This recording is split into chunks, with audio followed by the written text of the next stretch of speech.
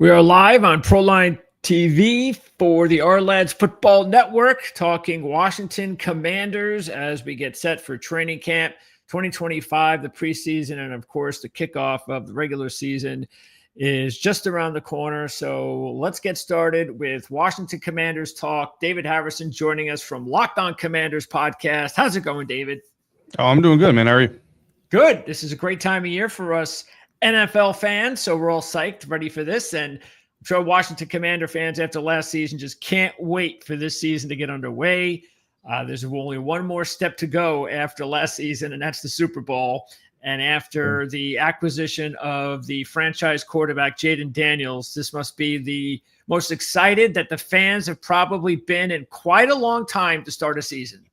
Yeah, I mean, it's certainly the most excited I've seen this fan base since I've been covering the team. And granted, this is only I think this is my fourth year covering the team, so I'm still relatively new. But talking to some of the other beat reporters who have been on ground for decades, even they kind of all echo the same sentiment. And certainly there's been some excitement in the years past for maybe some units. Like we all remember the year that the Commanders were supposed to have this dominant defense and be a top 4 team in the NFC, and turned out not even sniffing a playoff spot and all those things. But it just feels more real with this unit, partially I think because last year the expectations weren't as high, right? I mean, they came into the year projected to win. I think the over under on their win-loss total was like 7.5, and I think most of us were pretty confident they're going to get to like 9, but I don't think anybody really thought 12. Maybe some really bold fans said 12, but if you're sitting down really looking at it with a critical eye, nobody really said 12. Nobody certainly thought that this team would be playing all the way up till the game before the last game of the season. So given what they were able to do in year one, the confidence that the process that led to them to do that has, that process continuing this offseason. Obviously, everybody's just expecting even better good things, to come from it. Well, let's take a look at, speaking of win totals, this is their win totals now for this season. Mm-hmm. And as we can see, they're now at 9.5. And so if they're basically able to repeat what they did last year, Vegas is saying, well, if you think they're going to go to 12 wins, wow, they're daring you to do it at 3-1. Yeah, I don't know if I'd go 12. I've kind of already said, I think this team could be a better team, but actually win fewer games because the schedule this season much more difficult than last season's, not just from an opponent standpoint, but also from a travel standpoint. You have to remember the Commanders were the least traveled team last year by mileage traveled, and the only game that they had across the country was against Arizona, and they were able to spend the entire week in Arizona getting acclimated to the time change and all that stuff. So a great benefit there. This year they've got Los Angeles, they've also got Spain, and then they've got pretty much everything in between, trips to Kansas City. So the team's gonna have to travel a lot more than they did last year. The schedule is tougher last year just because of who they're playing. I mean, they have the NFC North on their schedule this year. On top of it, the Cowboys are supposed to be better. The Giants look better on paper. So yeah, it's going to be a tough road. But even this team could win 10 games and actually still be a better team coming out of it. So the win-loss is not going to necessarily tell the entire story. Yeah, here is the let's see, what is this? This is opening week against the Giants. Right now, they are listed as a 7-point favorite. And it is a division game, just like the other two teams. Will kick off the season, the Eagles and the Cowboys. Yep. And then you're off and running, as you said, with the Packers the very next week on Thursday Night Football. So is there a point in the schedule that you think is where they get a little bit of a break? I don't know if they really get a break anywhere, to be quite honest with you. I really love where their bye week is. Week 12 bye is pretty much 66% of the season. You're 2/3 of the way through your regular season. So, if you play a full postseason, you're essentially halfway, right? Like if you count the entire postseason, you're basically halfway through. And if you can somehow get that number 1 seed in the NFC and get that extra bye, then you're even better off. So, I don't know if they get a break anywhere, to be honest with you, because even some of these teams that you might consider a break, I think like the Las Vegas Raiders, for example, I think on paper, you look at Giants, Packers, Raiders, first 3 weeks, you're like, oh, this team's going to be 2-1 at worst, right? Because the Packers are a playoff team, but the Giants are the Giants. The Raiders were, I don't know, not to be too disrespectful, but they weren't very good last year, right? Yeah. So that's what you would think. But the Giants now have Russell Wilson. They still have a really good defense. Malik Neighbors is another year older. Tyrone Tracy, along with Cam Scadaboo, the Giants are not – I don't think the Giants are going to be a team that people need to sleep on. And the Las Vegas Raiders, I mean, just by getting Pete Carroll in the building alone are going to be much better than they were last year. So, there's there's really no easy stretch on this schedule for the Washington Commanders, as far as I'm concerned. Yeah. I don't see one either. So, but what is this craziness? Eagles, Yeah, 2 out of the man, last season. 3 games. Who That's put nuts. that together? Yeah, Eagles 2 of the last 3. Cowboys are in there. Cowboys on Christmas. I mean, yeah, like it's the price you pay, if you want to call it that, for being good, right? The NFL wants to showcase you. The NFL wants to get the sexiest matchups from you in the best times of the season. And, that's what comes with it. I went through covering the Buccaneers during Tom Brady's years. It was only 3 years, man, but that 3 years really showed you what the NFL will do when you are one of their quote unquote golden children. And right now, the Washington Commanders are one of those children. Washington right now at 18-1 to win the Super Bowl. Mm-hmm. So that puts them right about the 6th choice. Again, they were the NFC runner-up, so that's not bad. Mm-hmm. I guess if you believe in Washington, then 18-1 is actually a pretty decent number. Yep. And they're 2-1 to win the division. And again, we all know that. I think everybody knows by now what's going on with this NFC East stuff. So I guess if there's a team, I guess if that continues, then Washington's supposed to be that team next in line. I mean, in theory, right?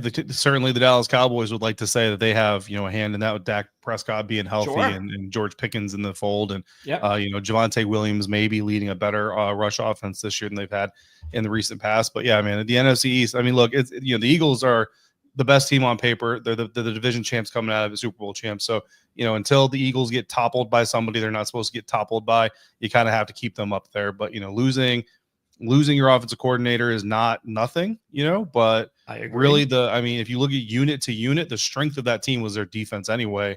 Obviously Saquon was the biggest strength of their offense, but we'll see how they adjust to losing Kellen Moore. Okay. So as far as up-to-date news, Von Miller's the story. Did you know that this was coming? When did you hear that this was a possibility?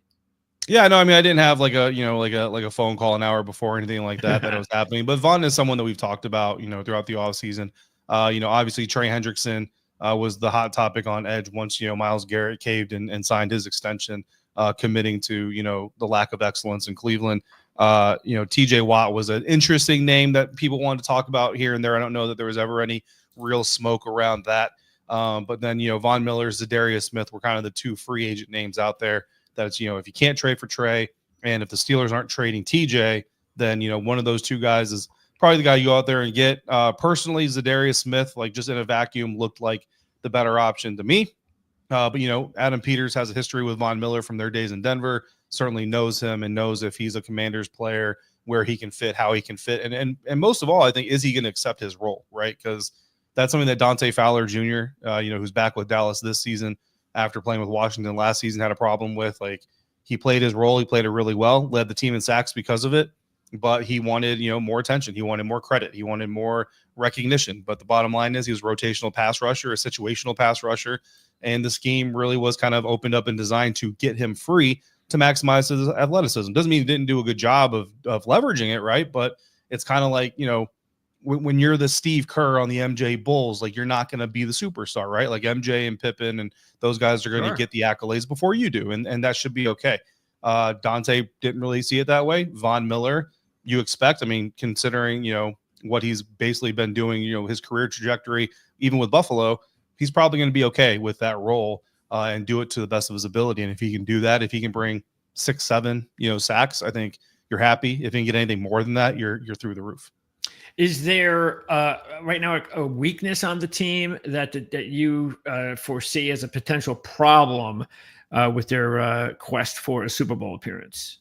Yeah, I don't really classify it as a weakness right now, because I think they're question marks, right? So when you look at the weaknesses coming out of 2024, run defense, on the defensive side specifically, run defense and closing games, like those are their 2 weaknesses. So they went out and they got bigger and stronger on the defensive line. They brought in Javon Kinlaw, who can play inside, outside. Eddie Goldman, who's going to be a massive, presence on rundowns. He's basically your tush push stopper, right? That's the hope anyway. Dietrich Wise Jr. on the edge, replacing Cleveland Farrell, who's still on the team, but he's going to be falling into the background. We expect at least a little bit. There's going to be some rotation up there, so he's not going to not play, but he's not going to be, as featured as he even was last year. So Dietrich, going to set that edge better. Jacob Martin kind of comes in to be that Dante Fowler replacement to a certain extent. average pass rusher, but a much better edge setter and run defender as an outside linebacker, also going to play a little bit with his hand in the dirt as a down D lineman. And then you have Von Miller kind of coming in to fill in the rest of the Dante Fowler contributions as a pass rusher. So, it looks like they've taken the right steps to try to improve that unit, but whether or not it's going to work, we don't know yet, right? So that's why I call it a question mark, not so much a problem, because it was a problem last year. And then even closing, Von Miller, like that's basically, I called him a closer on the Locked On Commanders podcast. John Keim of ESPN wrote up a story and literally compared him to Mariano Rivera of the great Yankees days, right? So we're obviously all on the same page here that we're looking at Von Miller as a closer. And you go back to games like against the New Orleans Saints, where they only win that game because of essentially a dropped 2-point conversion. Like if it's not for a dropped 2-point conversion by a Saints tight end, the Commanders lose and give away a game that they were well ahead of heading into halftime, going up against Spencer Rattler, you know what I mean, of all quarterbacks. Okay. So that's a problem, you know what I mean? So that's something that the Commanders had to go out there and fix. They've definitely taken the steps to fix it. Like I said, the question now is it going to work? So even though they ended the season on a win streak, that is still something that they felt was lingering and something that they needed to get better at. Does that also just come with experience and togetherness and all that kind of stuff? Yeah, certainly some continuity is going to help, right? Like Daron Payne, led the defensive line in snaps last year, didn't have the highest production season of his career, but, we've been told this season that he was a leader inside the meeting rooms. Last year, he's coming into another year knowing the system. Johnny Newton is healthier this year than he was this time last year, and he's got another year under his belt. And certainly Dorrance Armstrong Jr. He's been with Joe Witt Jr. and Dan Quinn going back to their days in Dallas, but he never had this role as a full-time starting defensive end in this defense like he did, this last year with the Commanders. He was always playing off of DeMarcus Lawrence or playing off of Micah Parsons. He was never the guy. Last year was his first year being the guy, so he's got that experience. Now this year, let's see if that can kind of grow. Frankie Louvu, same thing, can take another step forward, right? Quan Martin as a safety can take a step forward. Marshawn Lattimore is healthy again, and he's getting a full offseason run-up with his team to try to be effective versus jumping into it midway through the season and dealing with a hamstring. So there's just a lot of areas where you can see the potential for growth from the returning guys, and then on top of the guys that they're adding, and some of the exciting rookies, right? Trey Amos finally signing his rookie contract, long, athletic, physical press man corner. If Marshawn Lattimore returns to form, Trey is going to get a lot of work. So he's going to have a lot of opportunity to prove himself in the National Football League pretty quickly. And then Mikey Sainristil, who was a stud last year, moving back inside. So yeah, there's a lot of room for growth in pretty much every branch you could possibly imagine. Who do you think out of those rookies is going to contribute the most? Yeah, I think Trey Amos. I think Trey Amos is the guy that I peg as like the most, contributing rookie in this class. Like nothing against Josh Conerly Jr., even if and when he takes over the full-time role as a starting right tackle, like O-linemen don't get that kind of love, right? It just kind of is what it is. Jalen Lane, I think, certainly could have a role on offense, but I think primarily special teams is going to be kind of his thing in his rookie season. And then Ja'Cory Krosky-Merritt, 7th-round running back, is someone that a lot of people are really excited about. I think his ceiling this year is running back number 3. And I think 7th-round pick earning the 3rd running back job behind Brian Robinson Jr. and Austin Eckler is pretty stinking impressive. But I know there's some Commanders fans who also think RB1, like he could be the starting guy. And look, hey, if he does it, hallelujah. But I'm not going to go as far as predict it right now. We'll see what training camp looks like. Well, Brian Robinson, he's a 3rd-round draft pick. So do you think that he hasn't yet reached that level that the team really expected him to? I mean, this is a new regime anyway. So what do you think they feel about Robinson? I mean, B-Rob is a solid running back, right? Like he's not the best running back in the NFL, certainly not the worst running back in the NFL. Some people kind of criticize him and say, well, he needs the O-line to produce holes for him. Well, I'd say 28 of the 32 starting NFL running backs need their O-line to produce holes for them. Like that, you know what I mean? Like to get everybody says, I want to go get a running back that can create his own space. Yeah, we all love that. You know what I mean? They don't grow on trees. They're very rare. The Raiders are hoping that Ashton Genty is going to be that guy, and certainly we don't know that he's going to be that guy. Everybody else needs people to create holes for them, and when the holes are there, B-Rob takes advantage of them. Now he doesn't have the breakaway speed, that a lot of people want in their running back, so that certainly hinders him a little bit. But I think he does. Does he have that top shelf, potential? I don't think so. I think his ceiling is probably like top 10 running back, which is still pretty stinking good. And when you've got a quarterback like Jane Daniels and an offense like this one, if B-Rob can be a top 10 running back, I mean, that gives you Super Bowl potential, right? So B-Rob doesn't have to be great. He just has to be really, really good. And when he's healthy, he has been. Last year, his production didn't fall off till he suffered 3 injuries to the same right leg. I don't care who you are, right? Who's the best running back in the league? Saquon Barkley. He suffers the same 3 injuries to his right leg that B-Rob suffered last year. He's not going to be Saquon either. So just, it's part of the game. As far as injuries on offense, we see in red here on the Arledge depth chart that signifies injuries. So Noah Brown, Sam Cosmi, what's the latest with those guys, and what's the latest with any other players coming into camp? Yeah, Noah Brown, he was carted off the practice field during the mandatory mini camp. Really don't have any other updates outside of that. He's been doing some camps. He's been doing some autograph appearances, things like that. And so everybody's trying to kind of read between, he smiled. He must not be that injured, right? Like stuff like that. I do think that I think John Keim of ESPN, I'm pretty sure he said that he believes it's not that serious. And John is not the type of guy to just kind of wildly throw out ideas. So, I don't know if he has sourced information or what, where that's coming from. But if John is saying something like that, and I do believe it was John, so don't quote me on that, but I believe it was John. If he is the one who kind of said, I don't think it's that serious, I would tend to probably lean that way, but we don't have 100% confirmation one way or the other. Sam Cosmi, obviously, torn ACL against the Detroit Lions in January. That's a 9 to 12 month injury for everybody when you're talking about a massive offensive lineman who needs his lower body to be secure. I think you're more on the 12-month side of that than you are the 9-month side of that. If he can return by Thanksgiving, I think it's a positive. But, it depends. If the O-line's doing well, right, without him, then, I think you almost just kind of let him rest up and look, dude, we'll run it back in 2026. But Sam's a competitor. As soon as he can get out there, he's going to want to get out there. But, so it's a question that this team is going to have to answer at some point in time. But I don't think they're going to have to answer it, anytime in the next 30 to 60 days. Okay, then training camp battles. So is that like one to look at as far as will it be Algretti at guard and Wiley at tackle, or, some combination? Does Connerly get a chance to start?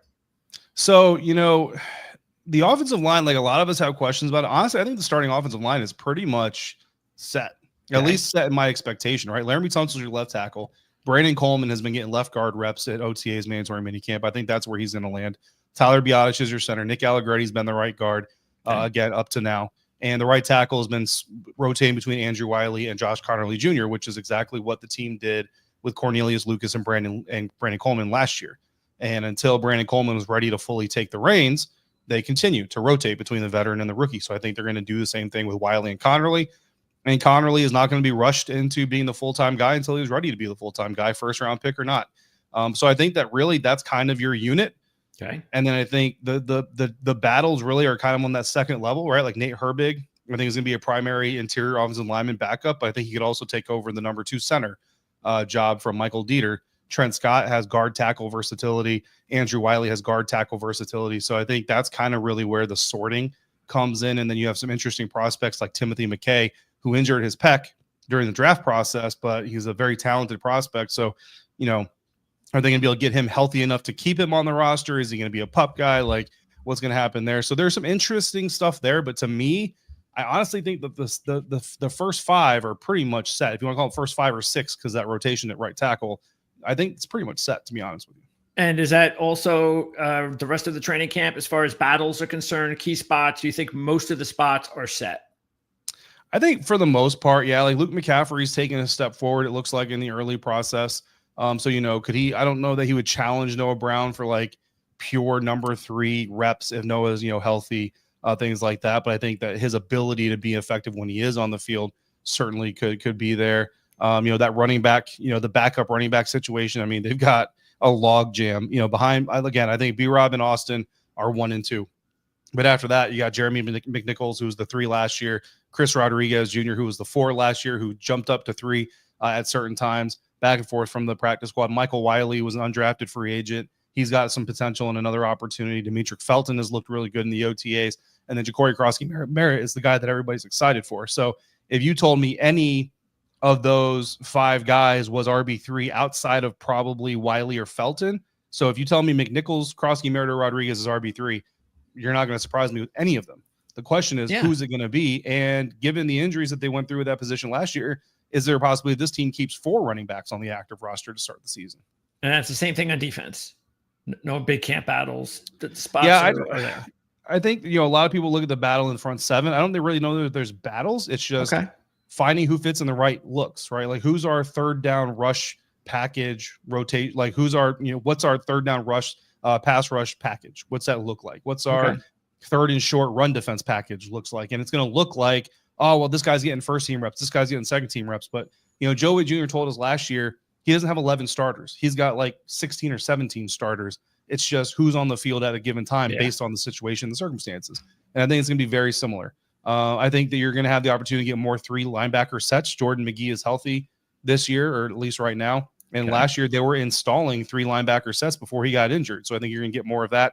The secondary, especially Trey Amos, like, is Trey going to secure one of those starting jobs, or that starting job opposite of Marshawn Lattimore? If he's not, I think Jonathan Jones is the favorite. And I'm going to close out by asking you a question that's on everybody's mind. I could have started with it, but I'm going to end with it. And that is obviously about wide receiver Terry McLaurin. What's the latest? After hearing, honestly, I've this entire offseason, I've been not bothered by this. I've been saying, like, it's going to get done. Don't worry about it. It is what it is. After hearing Terry talk, the biggest thing that concerns me is him saying that he and the team haven't spoken in over a month, because that timing, if that's correct, and the semantics of it is like, okay, is Terry and the team not talked, or is Terry's people and the team not talked? Because Terry and the team not talking is one thing. Terry's people and the team not talking is a whole other situation. So I don't know the 100% clarification on that, right? But if Terry or Terry's people have not talked to the Washington Commanders in over a month, that pretty much syncs up with the time that he left the team from the voluntary portion of the offseason. And it kind of looks to me, because when you look at the extensions that Adam Peters has given out, Sam Cosmi and Jeremy Reeves, both of those guys were present. So Sam was at training camp when his negotiation was finalized. And Jeremy Reeves was present during the voluntary portion of the offseason as his deal was getting done, and was at the mandatory minicamp when his deal got finalized. Terry McLaurin is the one of these 3 who is not present. And so it kind of, a very small sample size, you can't draw a lot from it, right? Sure. But it just looks to me a little bit like AP is the kind of GM who's like, hey, dude, if you're going to walk away from the team, you're the one cutting off communication. If you're going to cut off communication, that's on you. That's not on us. At the same time, what people have to remember is you're not talking about Adam Peters paying a 29-year-old Terry McLaurin coming off of a 1,000-yard season, first double-digit touchdown season of his career. You're talking about Adam Peters signing an extension to pay a Terry McLaurin who's going to be about to turn 31 this time next year. That's when the new money is going to start. So talking about paying Terry McLaurin over $30 million starting next season. Great point. It's a little bit rich when you consider the career trajectory and the production arc that receivers past the age of 30 tend to follow. So you understand both sides. And like you said, you just don't know what's going to happen at this point then, right? And I guess we'll find out. When does camp start? Camp starts for us on Wednesday. Rookies are reporting today. Veterans report on Tuesday, and we get it all started on Wednesday. So we'll have a good idea sometime next Wednesday. Yep. Okay, David. Well, anybody wants to follow what's going on there, check out the link in the description. We've got several of them as far as how to follow David, Locked On Commanders, as well as all his content. So check that out. And David, I look forward to talking to you during the season, which hopefully could be a very exciting and maybe even special season for the Commanders. Yes, sir. Appreciate you.